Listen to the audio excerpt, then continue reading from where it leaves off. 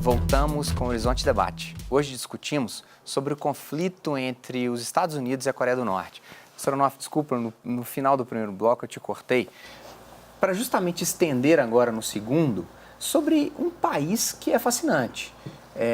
007, Tomorrow Never Dies, o vilão era norte-coreano. Que país é esse que muitas vezes nos fascina tanto pelo seu fechamento, pelo seu mistério?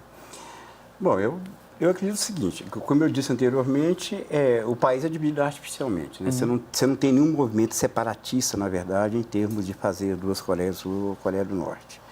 Eles não têm diferença identitária ou étnica entre eles. De língua, de nada. Escrita, de nada, né? Há uma diferença muito grande, assim, do ponto de vista econômico e de uma série de coisas.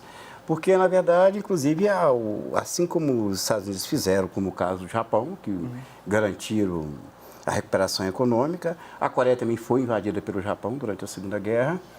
E, na medida em que as sanções passaram a ser aplicadas, a alternativa da Coreia, na verdade, foi fazer essas coisas que eu acabei de dizer, né? Se envolver com narcotráfico, venda de armas, principalmente para vários países em conflito.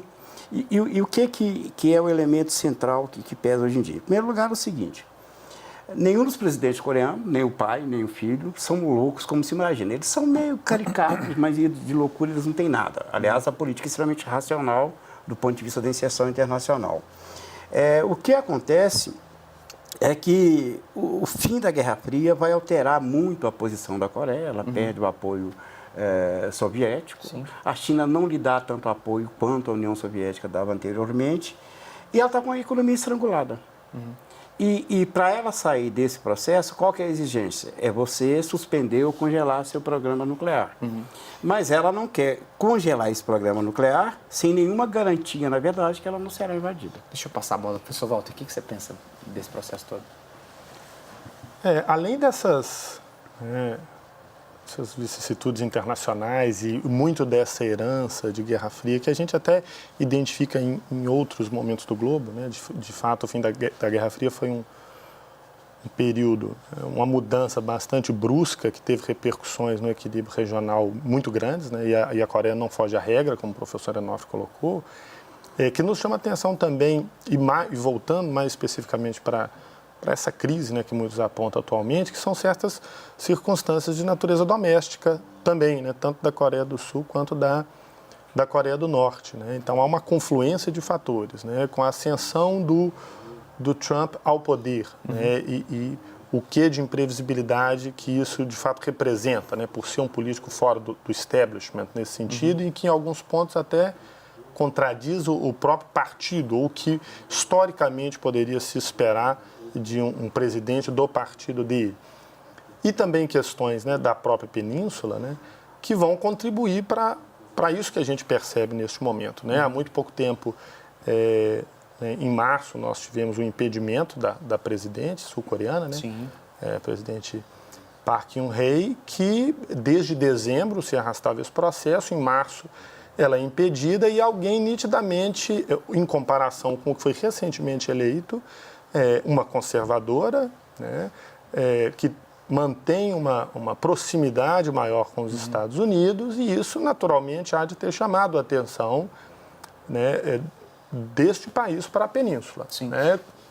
Professor David, pois não. Quando estudei na Inglaterra, tinha dois amigos coreanos, um casal de amigos coreanos, povo extremamente educado, extremamente culto, pessoas boníssimas, né? Até hoje convivo virtualmente, conversamos até hoje virtualmente.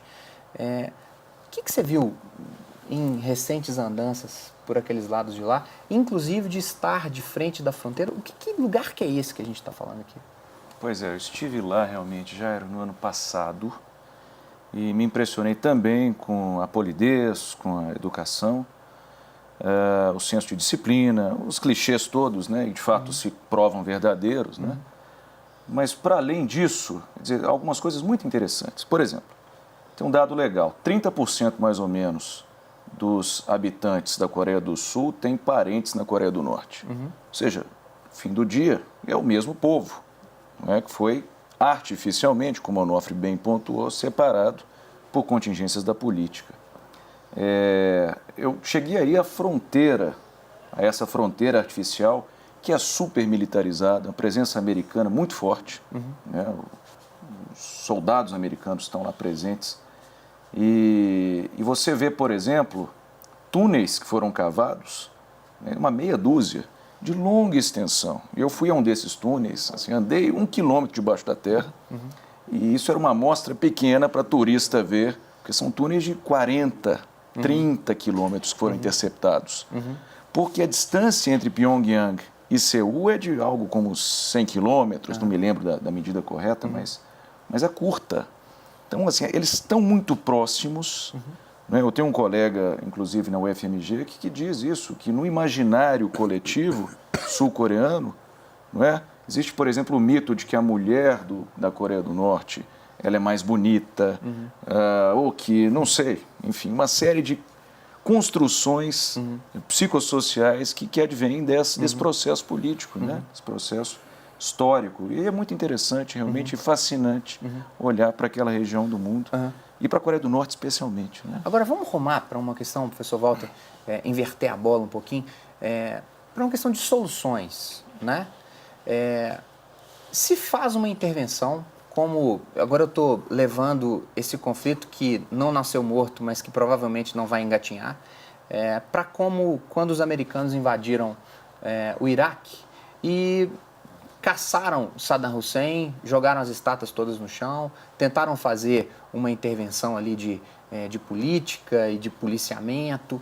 Fazem isso, desmontam essa fronteira e a Coreia do Norte se dilui na Coreia do Sul. Que tipo de desafio vai acontecer? Próximo do que aconteceu com as duas Alemanhas, uma Alemanha que tinha uma educação diferente do processo educacional da Alemanha capitalista. Professor Walter, o que você acha que poderia acontecer assim? Uma Coreia do Sul agora, com 4 potências de mercado grande, né? Estou citando as 4 grandes marcas, uma Coreia do Norte pouco escolarizada, como é que vocês pensam isso?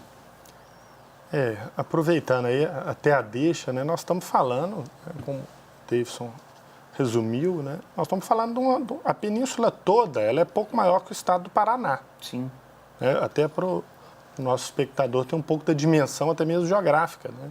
O que é de fato relevante são todas as forças que estão, de alguma forma, interagindo naquela península. E são apenas 2 gerações, né? Se pensarmos que os nossos pais nasceram nos anos 50 e 40, quando dividiu, os nossos pais, portanto, tiveram irmãos que ficaram lá. É um movimento bastante recente. Né?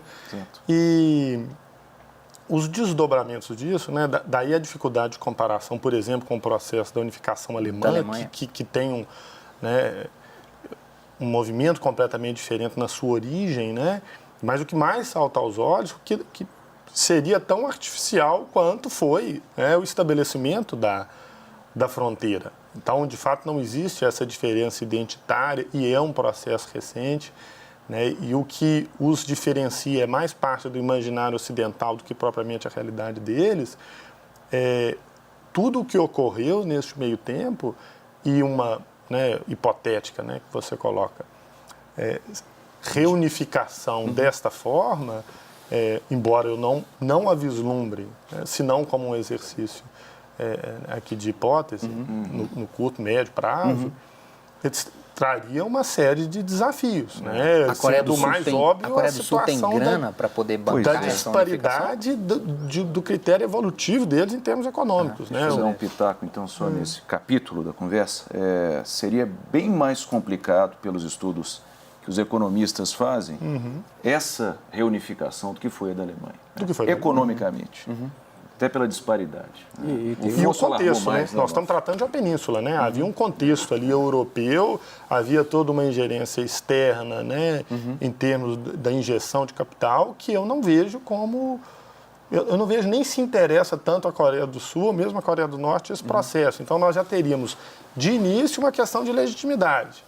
Né? Como que você une pessoas que não querem ser unidas? Podemos dizer, professor Onofre, que o sujeito que nasceu em Stuttgart ou Munique ele teve, e que cresceu na parte capitalista, ele teve menos educação do que quem nasceu em Dortmund, por exemplo? E que na hora que unificou a competição... Tiveram educações diferentes, né?